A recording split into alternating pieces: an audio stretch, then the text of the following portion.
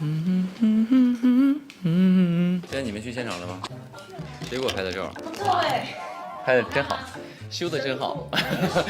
哎呦哎呦哎呦哎呦！我每天睡前还是照镜子。你很懂我，哇，好像在这跟泡面眼儿。好，我真没有，我还真没有，我不知道，就这样，扔了吧什么？就说明你们真的是小气啊。上会火就会火，会火的小伙伴们，大家好，我是刘宇宁。好，然后我们首先有个热身环节，想看一下你的脑洞怎么样？好呀，好呀。看看你能答对多少题。第一道，一块面包走在路上扭了脚，变成什么？牛角包。对。啊，是吧？真的？对啊。哇，迪迦是哪里人？外星人吧？迪迦奥特曼。我知道他不是他不是外星人吗？家里人吗？你好家。东北人啊？为什么？我迪迦在东北。哦，我的家在东北松花江上啊。这么冷的笑话真的是可以啊。下一题，7减11，猜一种职业。超市付款的，超市收银员。付四是什么意思？你的谐音梗。付四。护士。好，护士啊，副四哦，四口音的啊。大白加大白再加大白等于什么？大白加大白，三大白是什么？大白三。哎，接近了。这都能接近。东北话。大白鲨。大白鲨是这个吗？哦，大白鲨。平时你会有这种库存吗？好，我真没有，我还真没有。但是你很多谐音梗来直播的时候，那都是临时想的。挺厉害。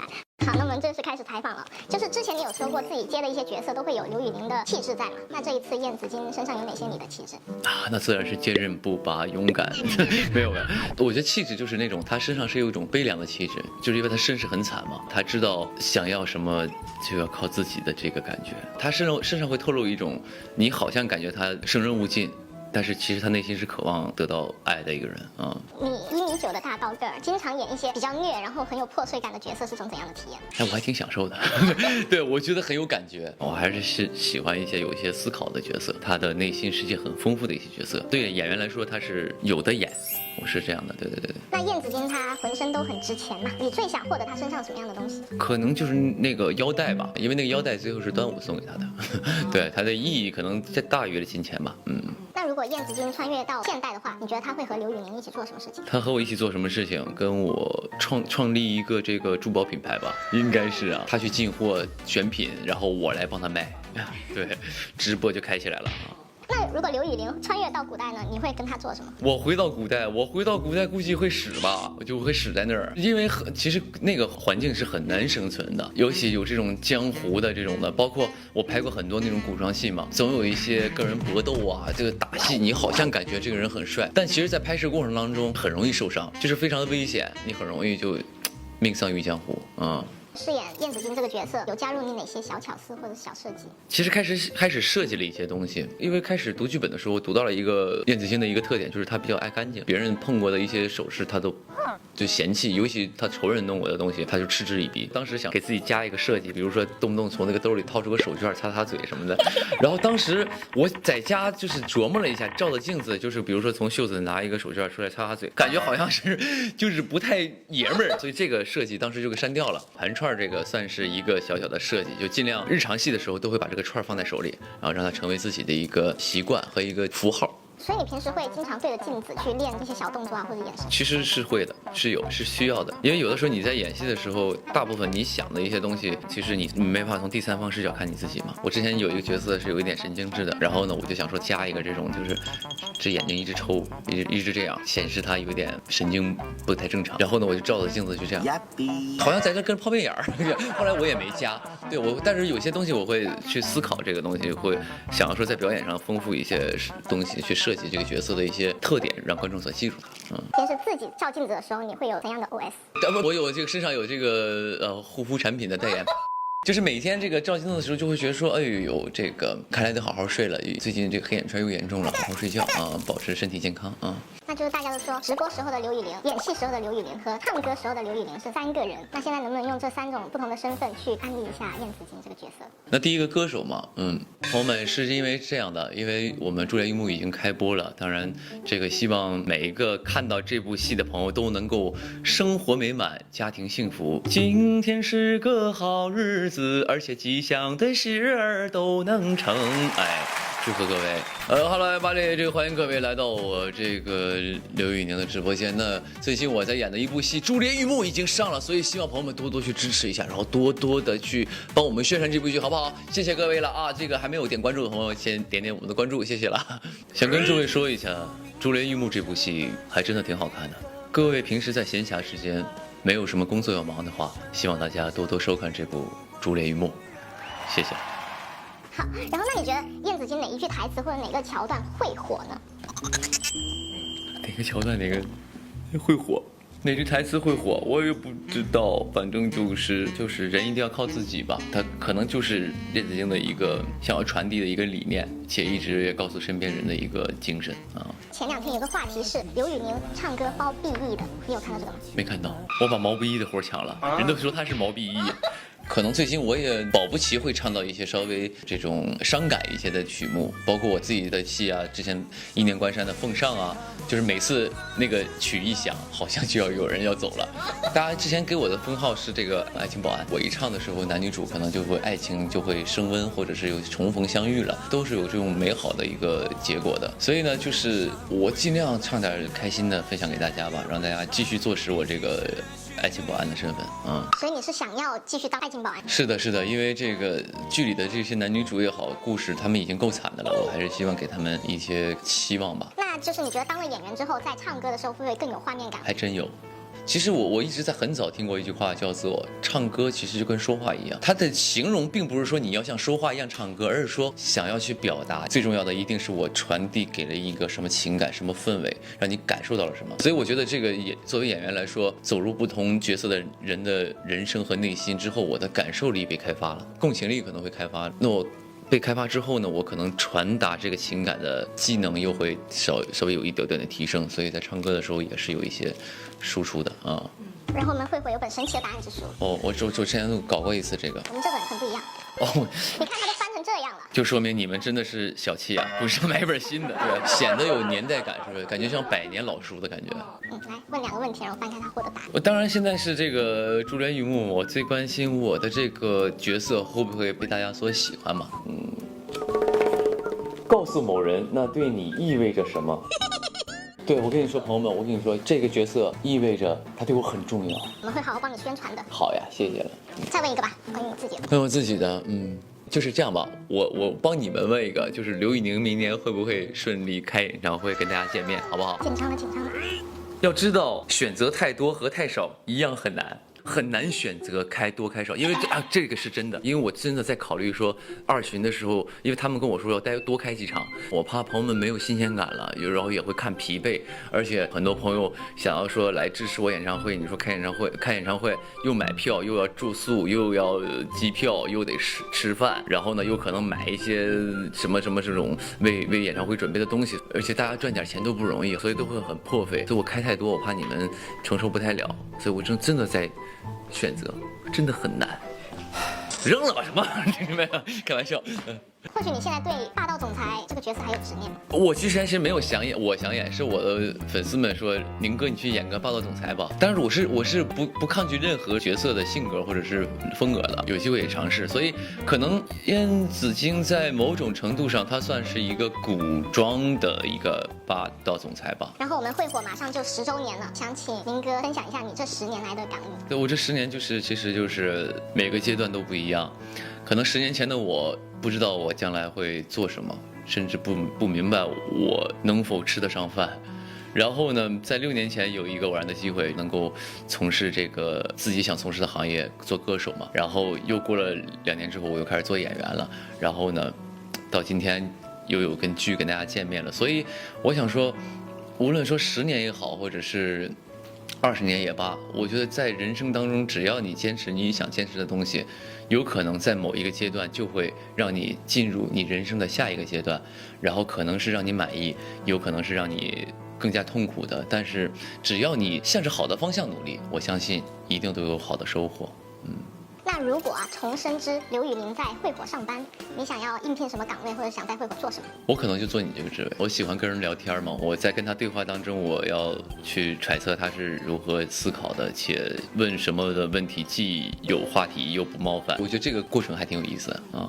那你会想要问刘宇宁什么问题呢？我想问刘宇宁，你刚刚已经问完了，你很懂我。谢谢你。然后我们最后用一个特别的方式给节目打个板。特别的方式就是这个。真有艺人会这样？真的啊！3、2、1，会火刘宇宁采访，3、2、1。哎呦，各位同事们，这个辛苦了，我是那个刘宇宁。听说你们在等我，我何德何能啊？当然，你们很辛苦，忙碌了一天，还在等我。那在这里呢，也祝各位今后在工作当中都能够一切顺利。然后呢，朱丽玉木也快上了，然后你们也帮我们这个剧多多宣传一下，辛苦各位了。各位晚安。我丹东大草莓好吃吗？啥意思啊？想吃丹东大草莓。没问题，到时候下来给你们安排。好了，我记着呢。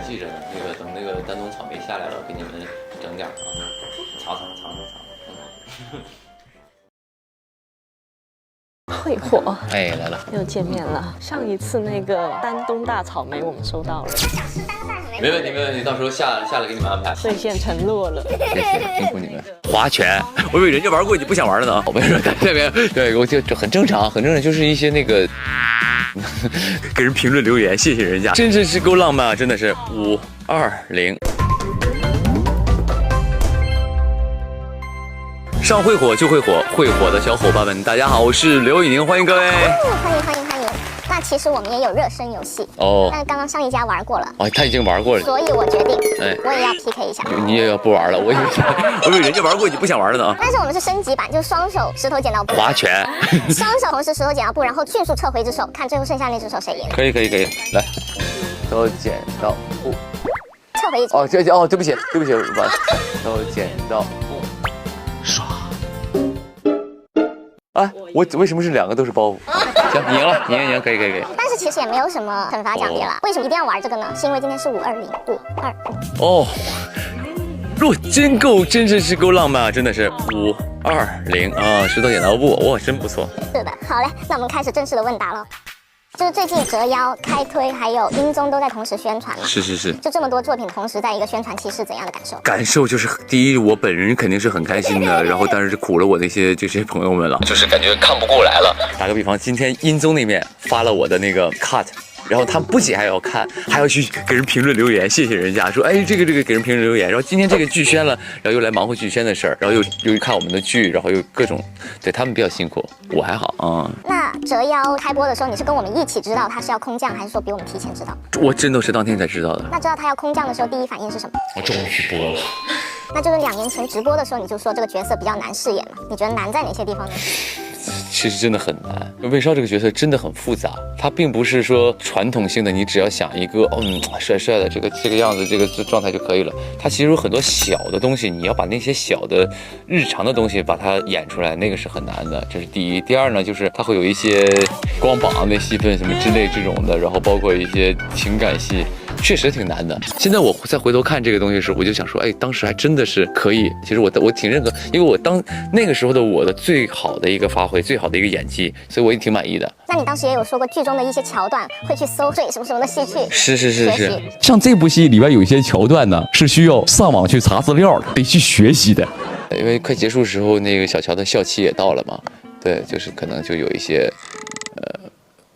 这很正常，就是一些那个，对，就是正常的一些亲密戏吧，啊，就又不能太过，然后但是你又得把那个劲儿整出来，这是很难的啊。折腰之前就跟祖儿合作过了嘛？是。当时知道要跟他一起演这个剧本的时候，第一反应是什么？我觉得他很适合呀，而且之前也看过他演戏嘛，我觉得他演技很好，而且小乔一定是得能够吃透这个角色的一个演员才能来演啊，并不是说只找一个很漂亮的一个人，所以我觉得他还是很对的一个选择，非常对。